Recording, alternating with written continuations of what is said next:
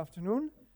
This is a continuation of the present theme on how much can we gather on Indian technologies from outside sources, whether texts or travelers coming to India and narrating what they saw.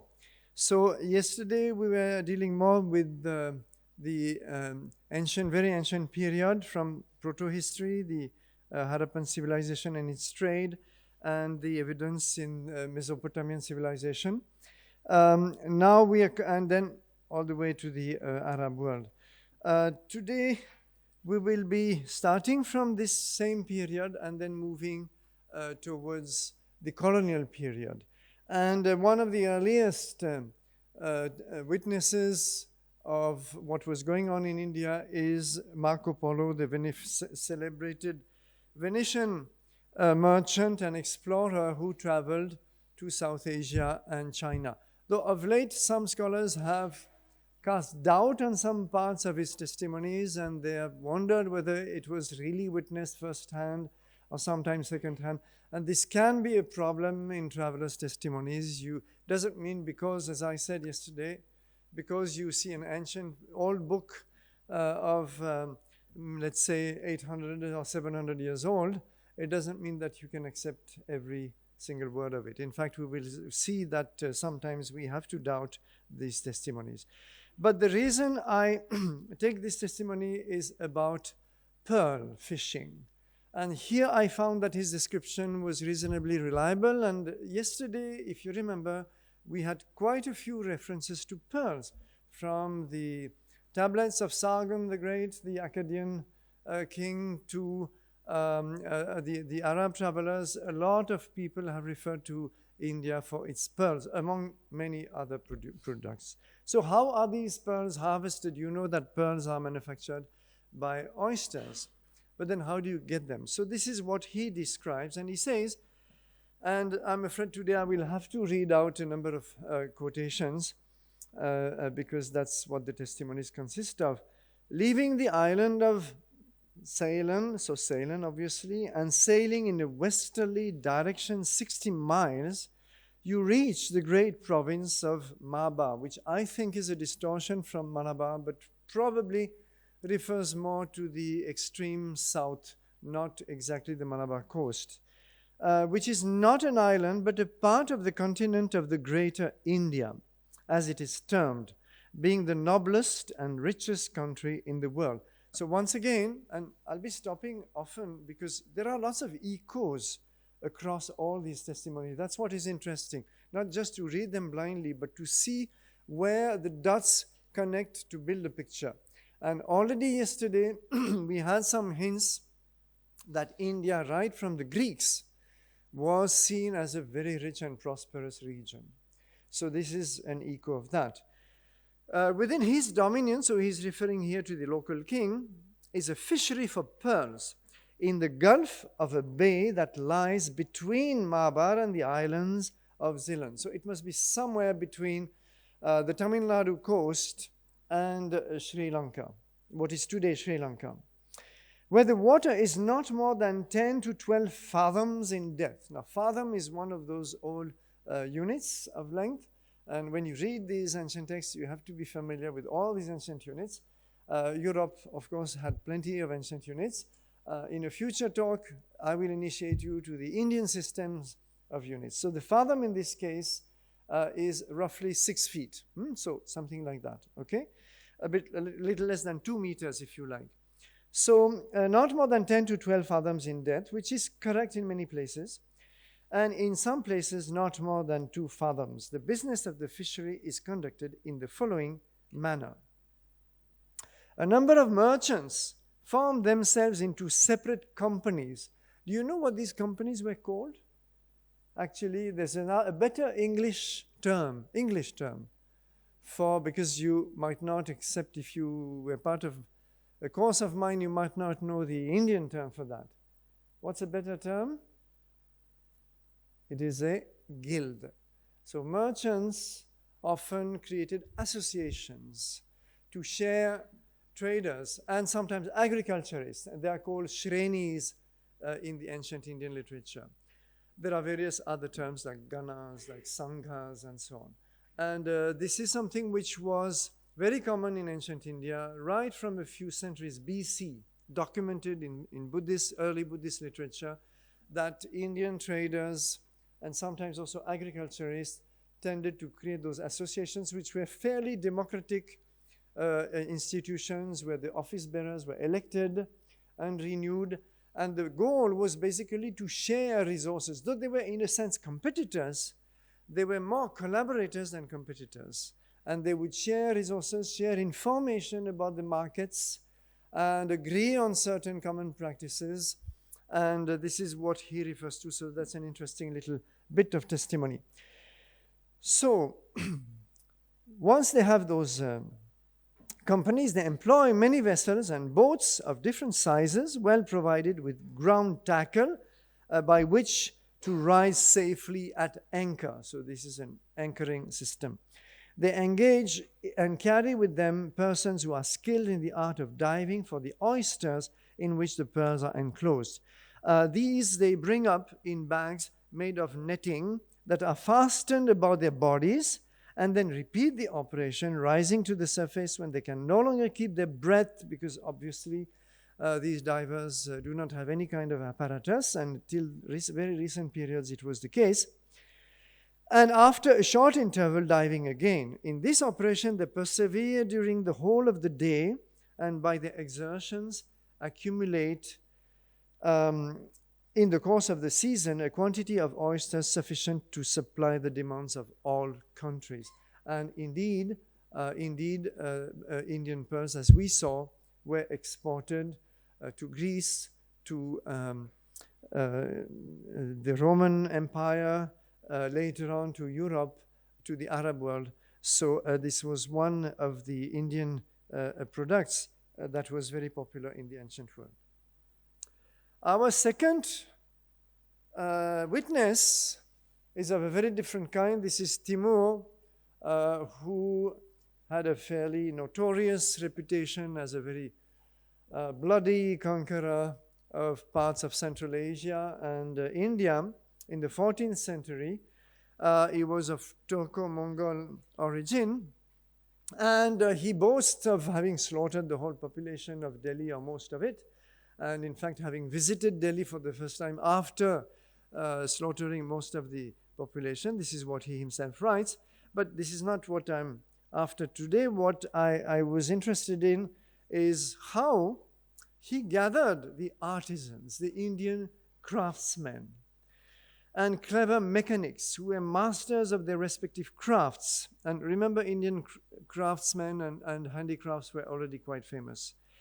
And he ordered that they should be picked out from among the prisoners, because those who were not killed were made prisoners, and set aside, and accordingly some thousands of craftsmen, so not just a few dozens, thousands, which shows you the scale of his conquest and the prisoner population he must have had, were selected to await my command. All these I distributed among the princes and amirs who were present, or who were engaged officially in other parts of my dominions.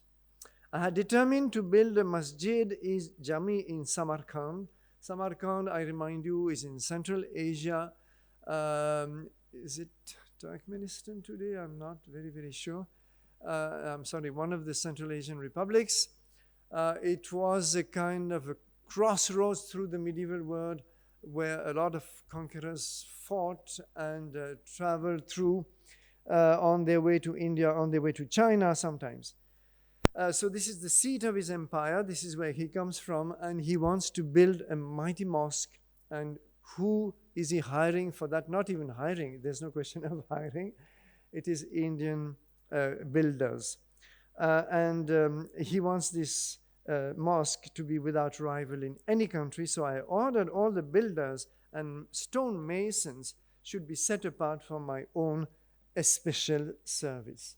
So what this tells us is how, first of all, a big mosque in Samarkand was actually built with Indian craftsmen.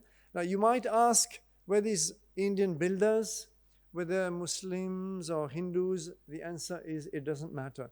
It doesn't matter because even if they were Muslims, they were very, very likely recent converts, which is why in many Islamic monuments, you will often find Hindu motifs like, lotus, other floral motifs, which were part of their own crafts traditions. So it would hardly make any difference what their religion was, because their craft was their craft, and this is what he was interested in.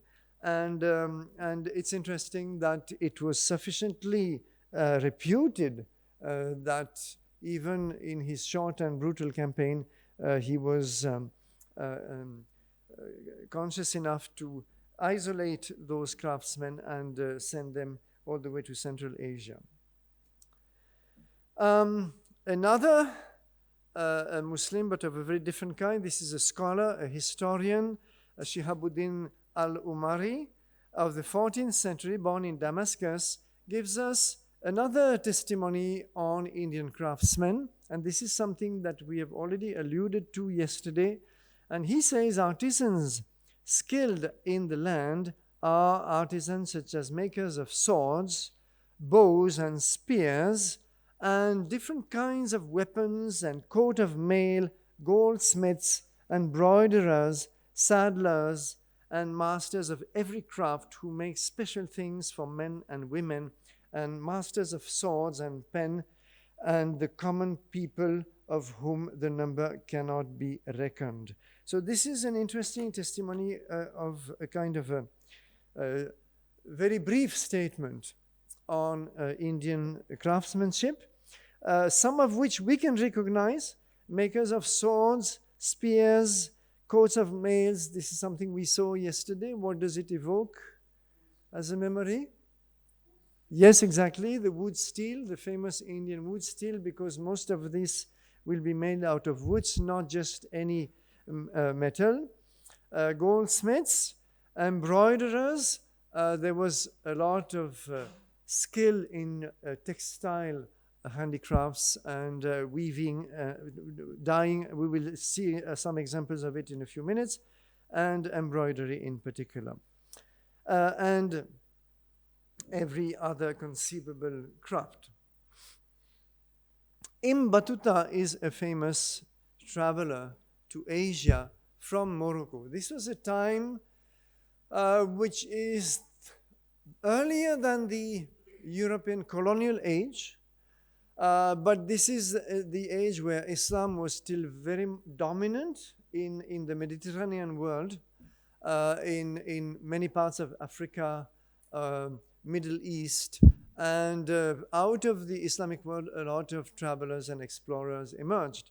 And they were usually very meticulous about keeping records. So we are very lucky to have these records. So here he gives us a very fascinating testimony on the Indian Postal Service. Now, why do I talk about it today? Because, first of all, transport and communication is a technology. And without communication, much of the rest will not function. It's essential to the working of any civilization, any developed region of the world. So here, he gives us some detail because he traveled to South Asia, and he says the postal services is of two kinds. The mounted couriers travel on horses belonging to the Sultan, which with relays every 4 miles. So you can see 4 miles is about 7 kilometers perhaps. So you can see the density of the postal network in this 14th century. But there's also a courier on foot. And this is organized in the following manner. At every third of a mile would be just about 500 meters. So if that is reliable, it's extremely dense. At every third of a mile, there is an inhabited village, outside which there are 3 pavilions. In these sit men girded up, ready to move off. So there are people waiting there, and they are ready for those who will be coming with the courier, with the messages, each of whom has a rod 1.5 yards long with brass belts at the top. So a yard is about 90 centimeters, as you know. When a courier leaves the town, he takes the letter in the fingers of one hand and the rod with the bells in the other, and runs with all his might. So this is on foot. The men in the pavilions, on hearing the sound of the bells, prepare to meet him, and when he reaches them, one of them takes the letter. It sounds almost like a relay race, but that is basically what it is. And when he reaches them, one of them takes the letter in his hand and passes on, running with all his might and shaking his rod until he reaches the next station. And so the letter is passed on till it reaches its destination. This post is quicker than the mounted post. It is quicker, this means of communication, than the horse-based courier. So this is quite interesting, but of course these are very short races, about 500 or 600 meters. It is sometimes used to transport fruits from Khorasan, which is in Central Asia, which are highly valued in India, so from quite a distance. They are put on plates and carried with great speed to the Sultan. In the same way, they transport the principal criminals. They are each placed on a stretcher, and the couriers run carrying the stretcher on their heads. So this is quite unexpected. The Sultan's drinking water is brought to him by the same means when he resides at Daulatabad, and Daulatabad was a new settlement close to what is today Aurangabad, from the river Ganges, to which the Hindus go on pilgrimage, and which is at a distance of 40 days' journey from there. So you see, this shows us that there is a very developed network of communication, both on horse and on foot. And I am sure most of you had not heard of this foot-based, or rather runner-based postal system. Yeah? Excuse me? Yes?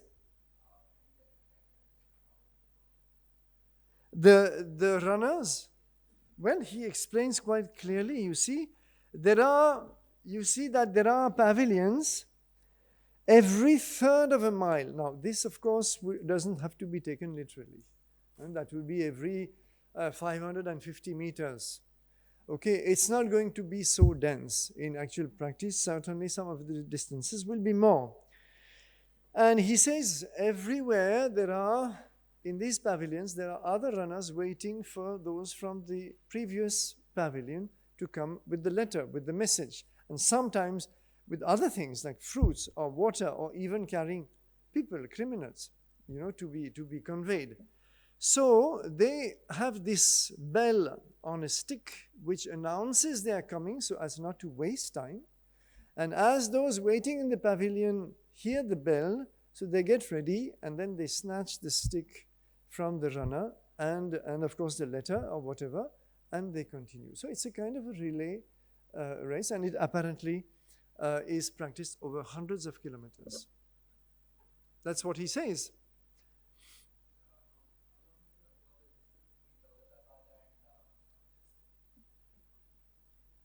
Well, that's what he says, and obviously, this is a time. This is known as the Sultanate period in India before the Mughal period, and there was a lot of warfare going on.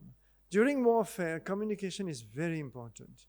You need to have information from what happens in different regions. If there's a rebellion, what is happening to your army, if the reinforcements are required. So you need fast communication. So clearly, to me, there is a military context behind this very efficient network of foot courier. This is my guess, but we will have to dig deeper into the history of the time. Yes, you had a question.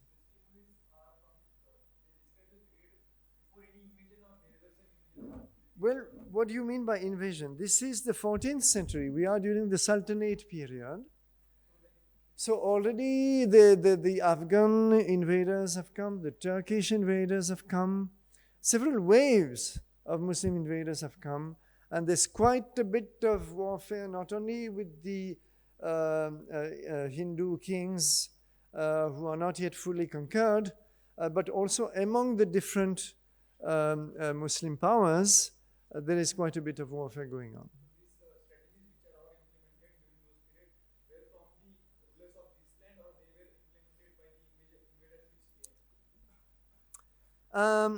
I am not aware of any antecedent of this network of what he calls the couriers on foot.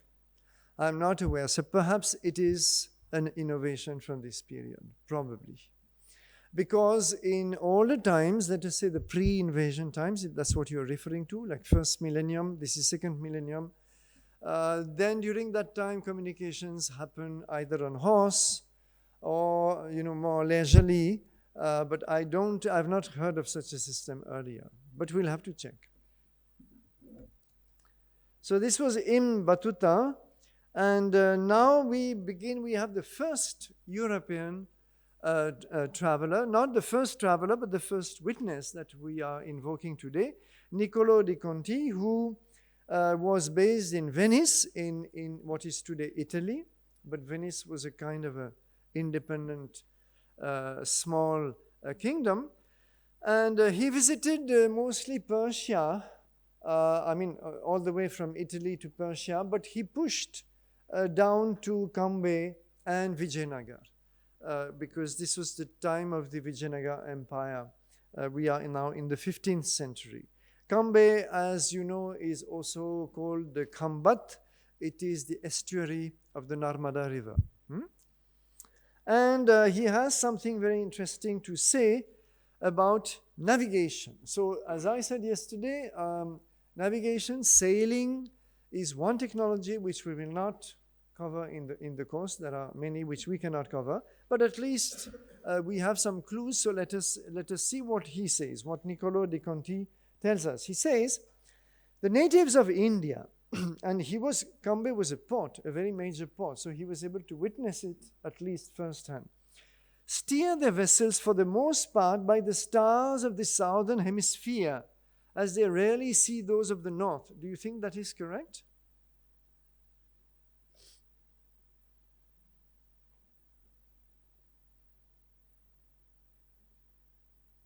Is India in the southern hemisphere? Southern or northern? Please decide. Northern. So this can't be correct.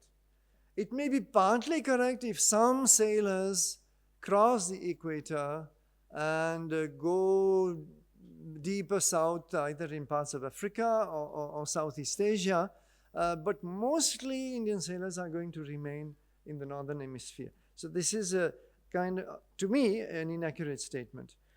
They are not acquainted with the use of the compass. That is correct. The compass, magnetic compass, will come from China and will be adopted much later.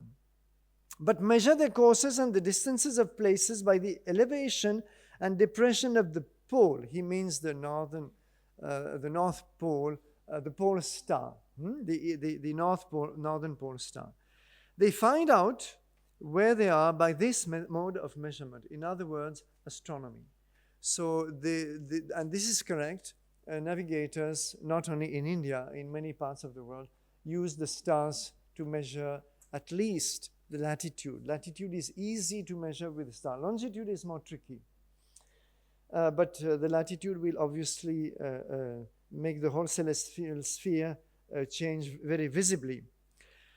They built some ships much larger than ours, capable of containing 2,000 butts, which is a kind of unit of volume, and with 5 sails and as many masts. This is a very interesting piece of testimony, and you must have witnessed those ships.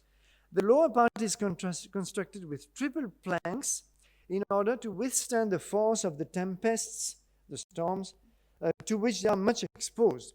But some ships are so built in compartments that should one part be shattered, the other portion remaining entire may accomplish the voyage. Now, this seems extremely odd to me. I do not know whether this is really feasible, having so much of insulation between the different parts of the shell of the ship, where if one is shattered and therefore the seawater enters your ship, it will be, if that is so, and we will need to check in good history of sailing technologies, which I have not done, we will have to do that.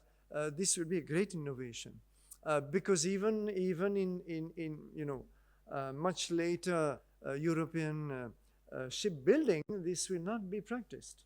So this is something to be verified. If time permits later in the course, I'm sure we'll have time, I will show you a 15-minute video, a documentary of shipbuilding in Gujarat today. Traditional wood shipbuilding in Gujarat, in Kutch, in fact, where there's still a whole community, Muslim community, in fact, of shipbuilders. And they build ships today with traditional methods, and those ships cross the whole Arabian Sea and convey spices and other Indian goods, very much in the old style of trade centuries ago. Whether this tradition will continue much longer is doubtful, but the ships they make with wood today in Kutch are much, much cheaper than in the kind of cargo ships that are used otherwise in civil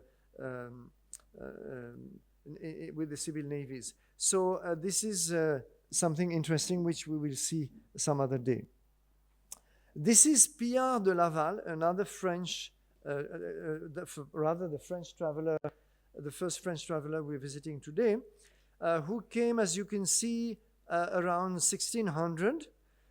And this is the route of his whole travel, his whole voyage around Africa and between Africa and Madagascar, and finally all the way to the Indian subcontinent, and beyond into Southeast Asia. So he left very interesting testimony. I mean, all of these travelers' accounts are extremely precious. They are mines of information. Again, they have to be filtered a little bit, but this is something which we can always dig into. And I am simply here using one small part of his account because he came to Kerala, and here we have a view from that same period of Calicut, which is today a huge city in Kerala, but this is the kind of small, peaceful port city that was in those days. You can, however, see all the ships that are there, not only Indian ships, but they would have been already perhaps Portuguese ones and from other nations. Calicut was already quite cosmopolitan. And he tells us how the prince or Zamorin of Calicut, who was seated there, has a very handsome and well-built palace, all enclosed with good walls and moats, with drawbridge to the gates and water all around the moats. So therefore, construction technology and the fact that Indians were able, but that of course we know from other sources, to construct palaces and well-built, well-defended structures, whether palaces or sometimes entire cities. The moat, as you might know, is a kind of a huge ditch which surrounds either a palace or sometimes an entire city. We find the notion of moats first expressed in the Arthashastra of Kautilya. Kautilya, and this is a few centuries BC, says that around a city, to defend the city, there should be a moat. So these are some of the traditions that we can trace much later. A lot of technologies are documented in just one or two pieces of writing. Now, this is one which is quite instructive. It's about the art of using mortars, lime mortars, and especially creating floors which are famous in South India. This is by Isaac Pikes, who was governor of St. Helena. St. Helena, as you might know, is a small island somewhere between Africa and South America. And in the early 18th century, he writes a letter which was published in the Royal Society Journal to Edmund Halley. Edmund Halley was the president of the Royal Society, and Halley is famous, as you know, for,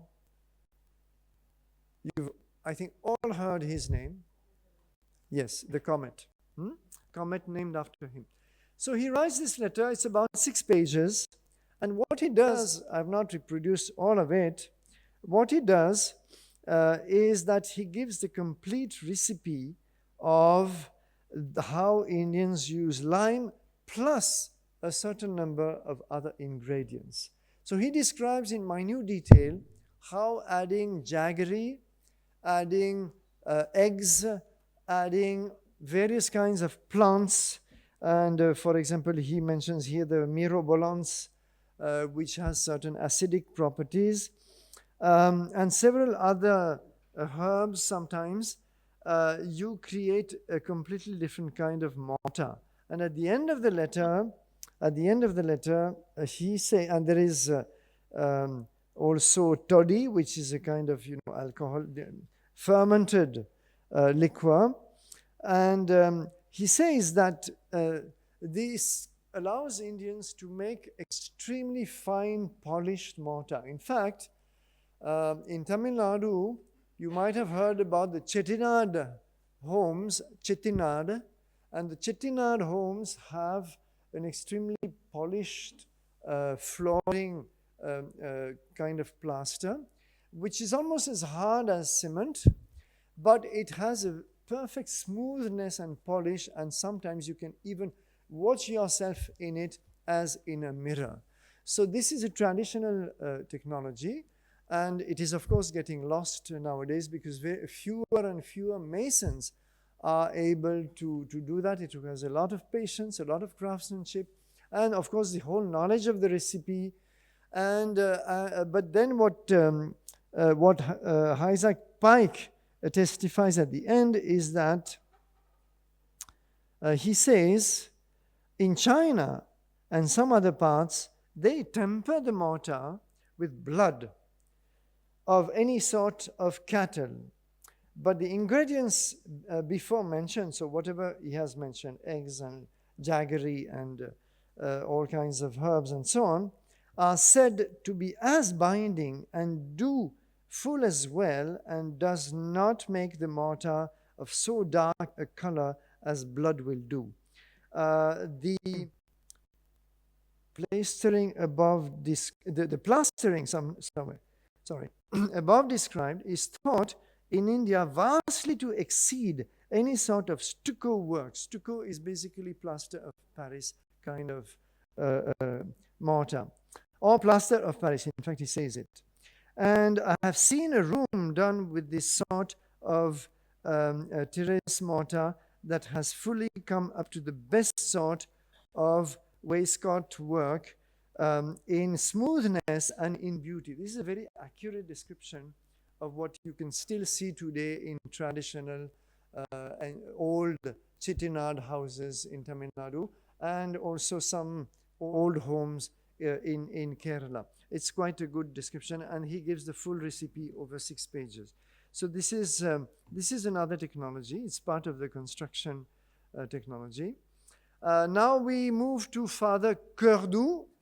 Yeah. Yes? No, it is not an F. It is an S. S was written in 2 different ways in Old English and Old French, depending on its position in the words. And this, what you call an F, doesn't have a horizontal bar. It has only a vertical bar. It's not an F, it's an S. So there's no mistake. Typography has evolved.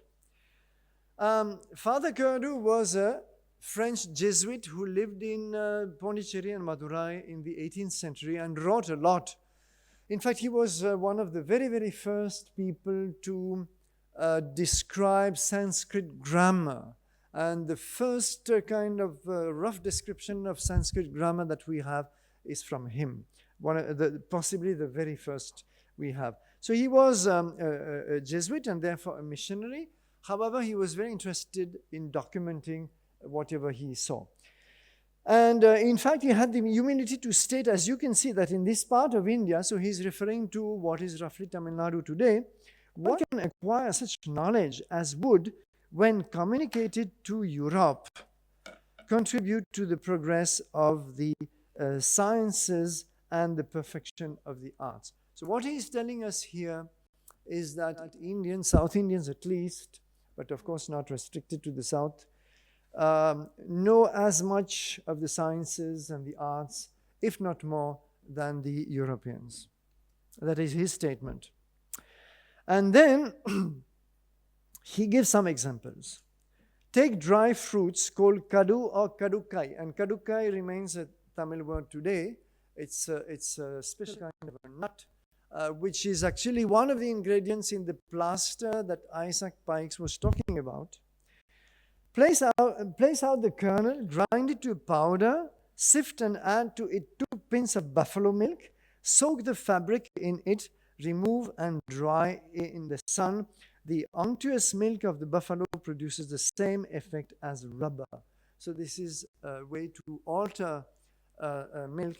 And these are traditional recipes which were still sometimes practiced all the way to the 20th century.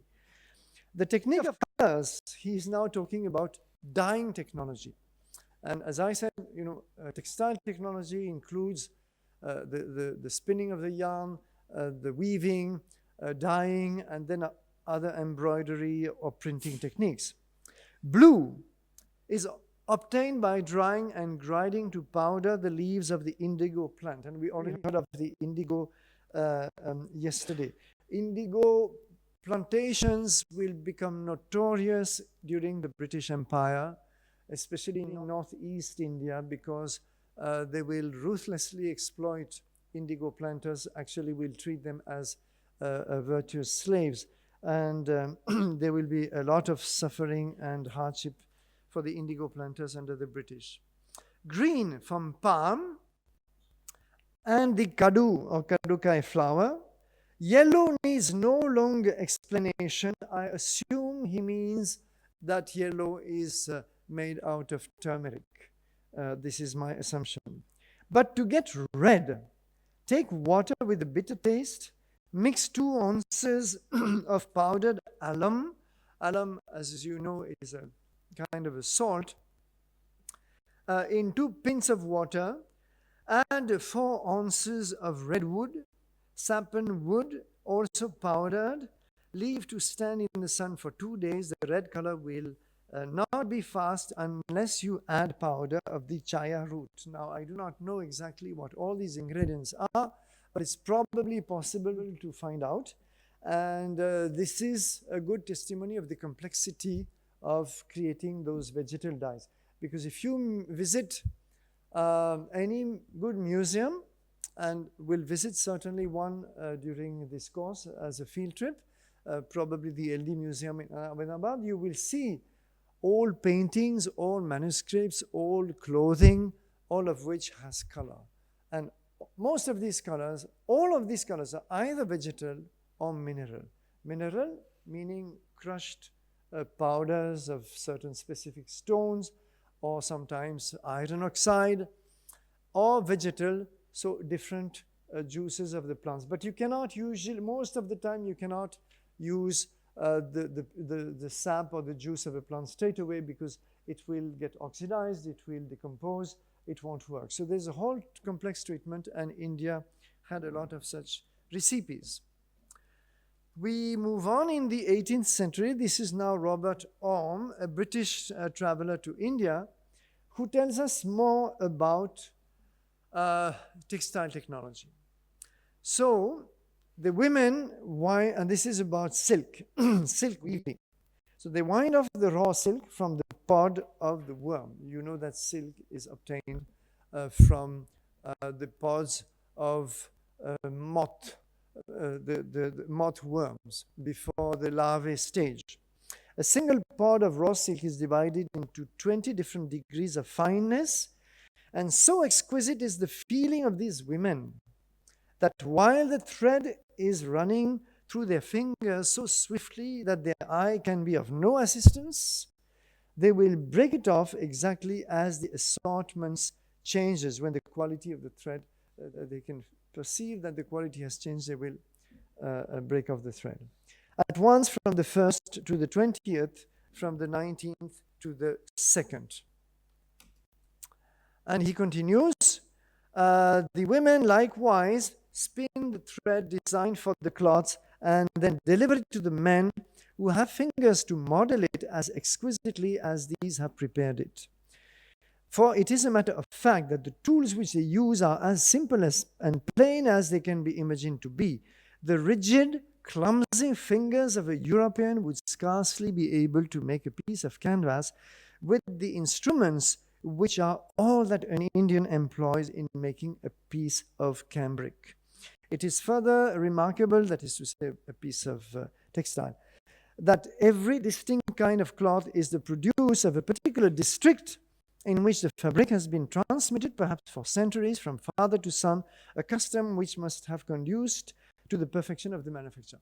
Now, the second paragraph here is quite correct, and that is documented in the history of textile, and I do hope we will have a fine expert to tell us more on textile technology.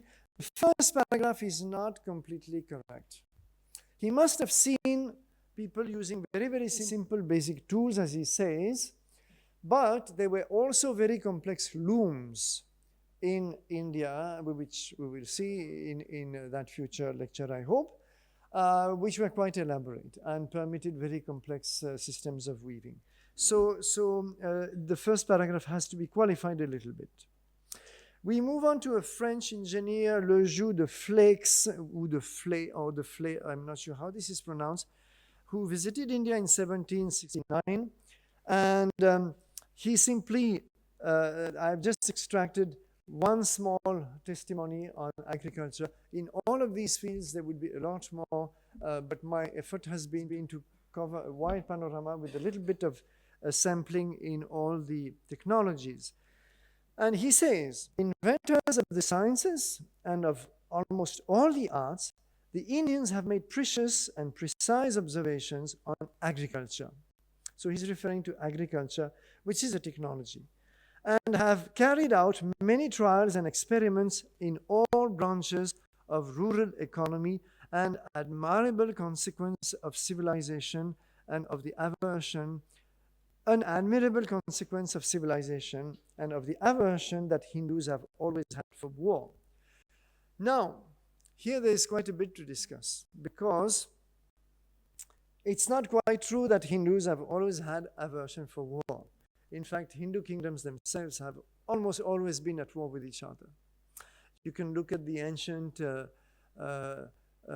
empires, whether we are talking of the Mauryan, the Kushana, the Gupta, the Shatavahana empires, all of them have been built through warfare. So therefore, it is perhaps true that the common population, the common people may not like warfare, but the Kshatriya class in particular certainly was not averse to war.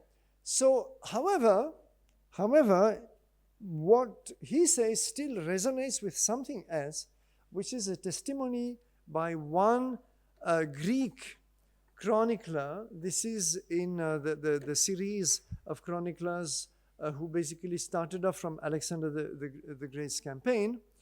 And one of them, I forget his name just now, said that during warfare, he said that there is a lot of warfare in India. However, there is one rule, that the agriculturists, the peasant class, the farmer class, must not be disturbed, affected by warfare. So we are here about 2nd or 1st century BC. This is the record. And what this Greek historian says is that the Kshatriya code, in other terms, it doesn't use this word, but this is understood. The Kshatriya code is that the war should be conducted only between soldiers, between armies. It is not to affect the common population. And he narrates how a farmer can quietly continue to plow his field while war is taking place right next.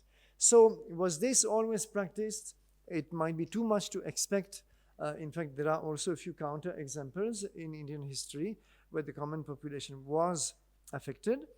But nevertheless, it's interesting here that he wonders about the development of agriculture, which is one mainstay of Indian civilization.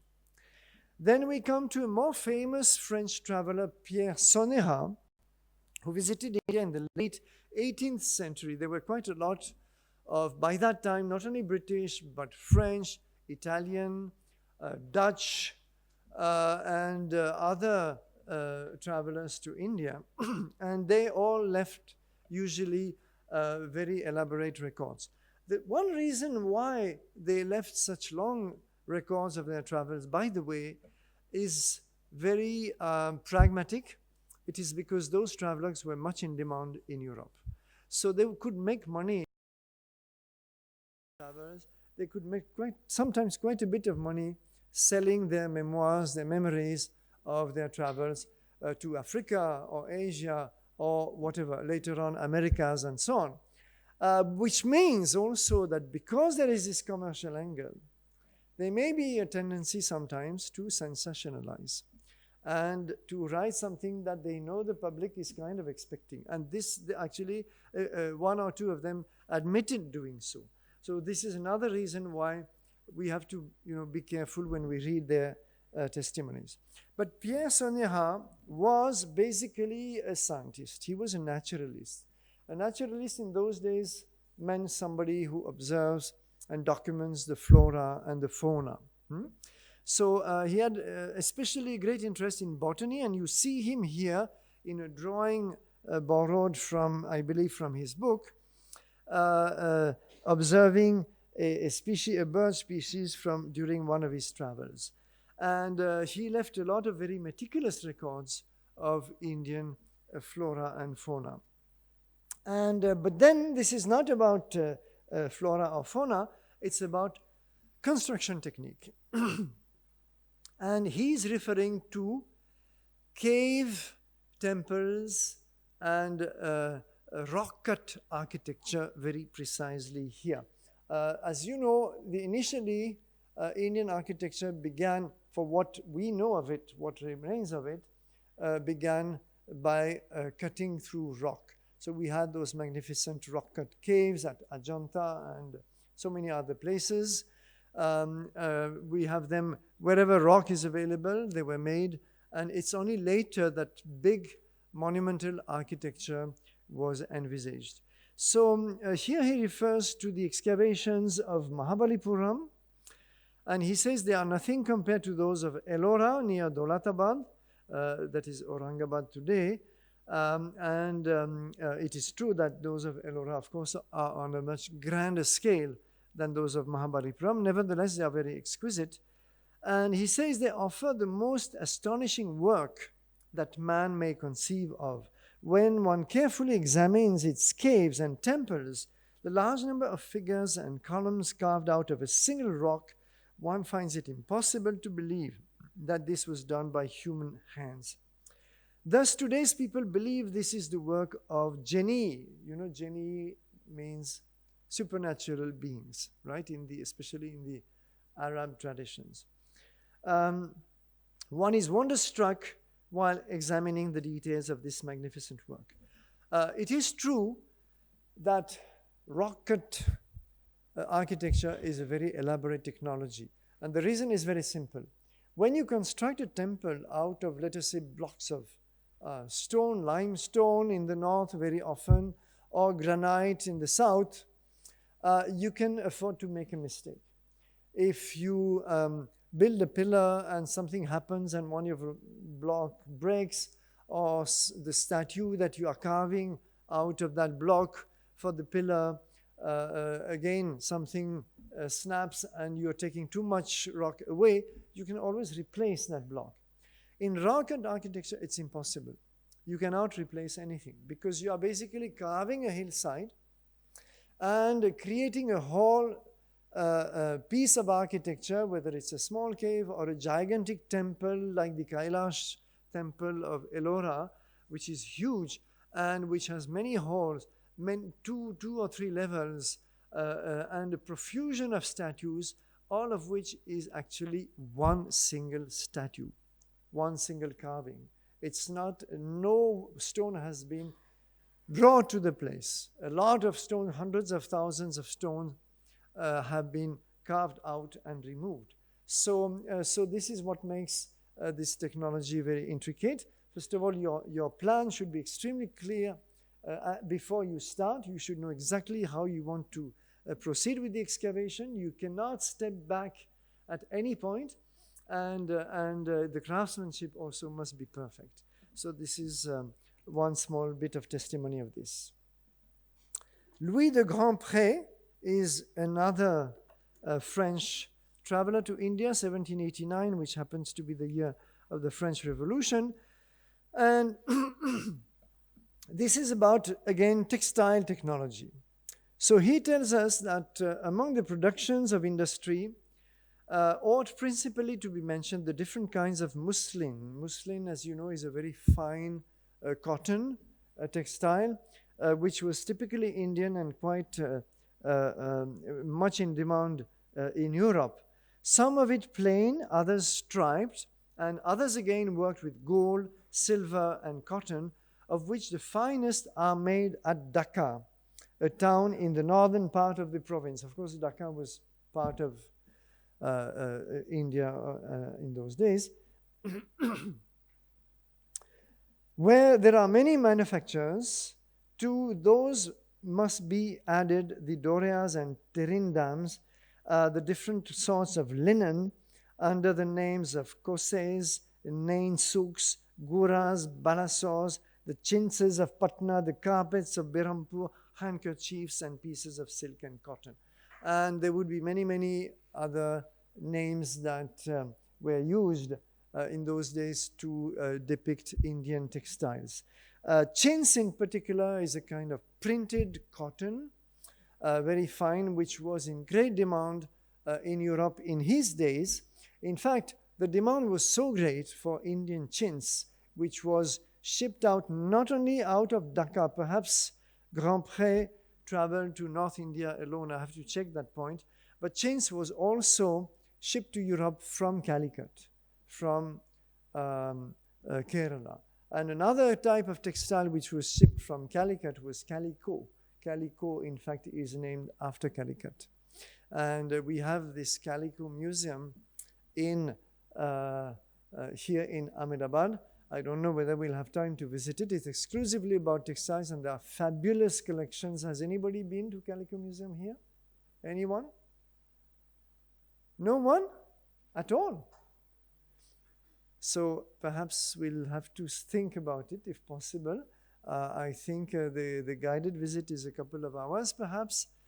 We'll have to book in advance. Let us see, because that's absolutely fabulous. If you visit the Calico Museum, you will not believe that all these textiles and elaborate cloth, ornate clothings and fabrics were made in India.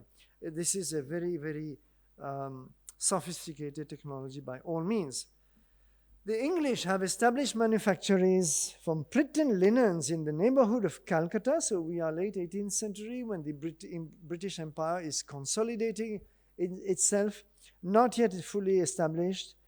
That in no long time will totally ruin those manufactured by the natives. And this is a perfect prophecy, because this is exactly what's going to happen in the first half of the 19th century. One by one, Indian textile industries will close, ruined by British textiles which are imported at very low cost, deliberately by the British, while Indian textiles which used to be shipped to Europe before the establishment of the British Empire, now that the British control the trade and they will be controlling the sea routes, they will impose high taxes on the Indian textiles, and therefore they will no longer be competitive in Europe. And one by one, Indian traditional manufacturers will have to close, and this is perfectly predicted by de Grandpré. So he continues, the manner in which they build large edifices, now this is about construction technique, is rather extraordinary. The houses are of brick, and in erecting these, they proceed in the ordinary way. But when they have pagodas, do you know what pagodas are? This is a term you meet a lot in this colonial literature. Pagodas today usually refers to, sorry, louder? Buddhist. Usually today, the word pagoda is used for Buddhist temples in Japan and neighboring countries. But in those days, pagoda simply meant any temple. This was a synonym for a temple in Asia, not of course in Europe. So it means a temple, that's all. They have pagodas or chaudhries. Chaudhry is alteration of the Indian word chaudhry, which means a kind of an inn for traveling pilgrims. You know that the pilgrimage was a big institution, and Indians traveled on pilgrimages very often, and there were those very cheap shelters or kind of inns, which were called chaudhries, where they could easily stay during their travel.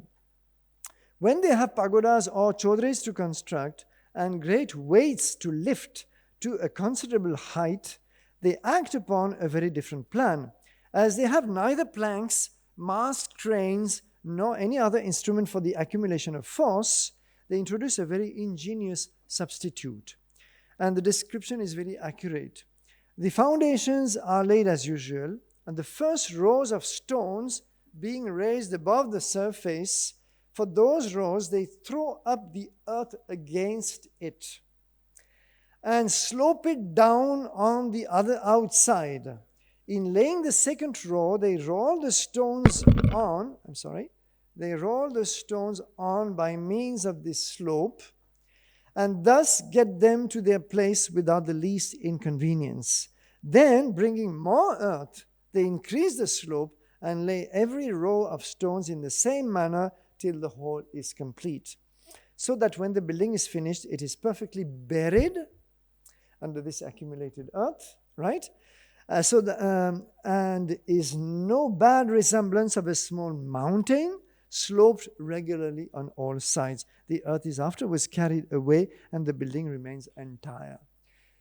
Can any of you tell me, especially who did not attend some of my earlier courses, can any of you tell me a famous example where this technique was used spectacularly in India? There's one famous case. Sort of you know it, right? Can you tell us?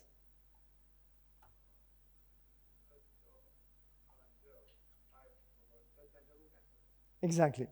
The Tanjavur temple, known as Brihadishwar temple, which, as you know, has a very tall tower called Vimana in South India, 67 meters.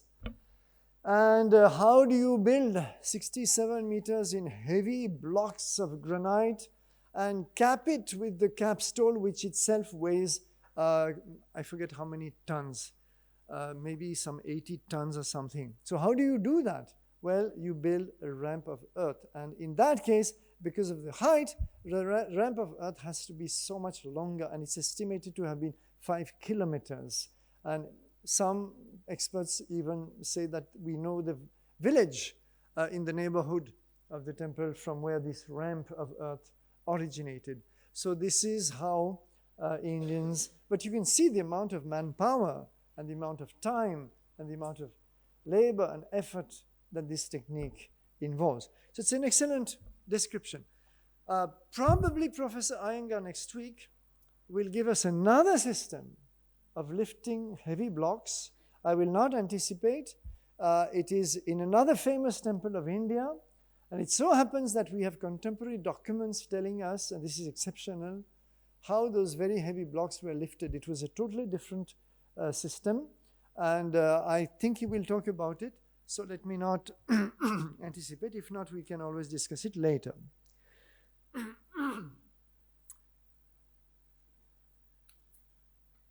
We come now to a very different kind of technology. Yes? Any connection with the Egyptian pyramids? I'm afraid not. Well, technically, the tower of the Thanjavur temple, Brihadishwar temple, is a pyramid. It is pyramidal. It has 4 sides. So if you want to call it a pyramid, well, there is still a lot of debate among Egyptologists as to how the pyramids were built. And whether from inside, whether from outside. There are 3 dominant theories in the field as far as I remember. So I can't comment. I'm not sure whether the debate has been settled or not now. But I do not think that the Egyptians could possibly have used this technique because it would have meant a colossal amount of earth to be brought to the side, because that is on such a huge scale, so much larger than these temples. So the Brihadishwar temple of Thanjavur is the biggest example we know of in India that would have used this technique. Now, I said that unfortunately in this course we will not have a lecture on military technology, and that would have been interesting because there would be a lot to say, but I could not get hold of a proper expert for this. So let me just give you one tidbit, and we will see a very nice reenactment in the BBC documentary when we finally go through it all. And perhaps we'll have a little time today, which is the art of rocket making. Now, when the British came to India and engaged in warfare in India, warfare against Indians, warfare against the French, there was in fact, and warfare against various Indian kings like Hyder Ali, Tipu Sultan in the south.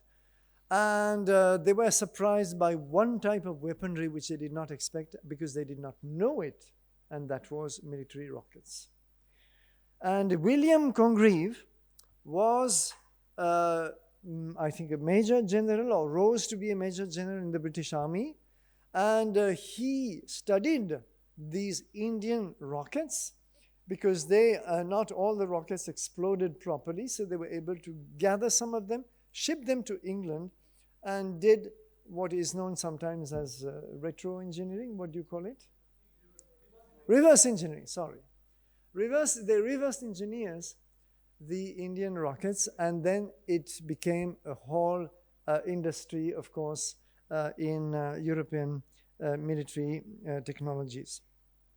And he wrote several books on because initially he had difficulty convincing British military experts that this was worth trying at all. They thought that this was pretty much a useless weapon, because how many people are you going to kill with a very small rocket? So not many, but when the British first faced this barrage of rockets from Tipu Sultan's army, there was utter panic in their ranks because they're very noisy, they scatter a lot of smoke, they will kill a few soldiers, and the weapon was actually more psychological than effective at a physical level. Nevertheless, this is one soldier of Tipu Sultan. This is a British description of it, where you can see that what he is wearing, what he's having in his left hand is a kind of a spear, but it's not a spear.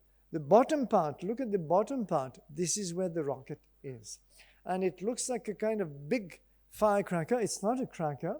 It's a proper rocket that will propel this spear into the opposite army. And this is a more recent painting of one of the Mysore wars where the British faced Tipu Sultan's rockets and scattered in panic. Where does the technology come from? Perhaps not from India, but perhaps an adaptation of a Chinese technique, because the Chinese were the first to master the art of gunpowder. And this is derived from this. It doesn't explode, but it will burn intensely enough to be propelled.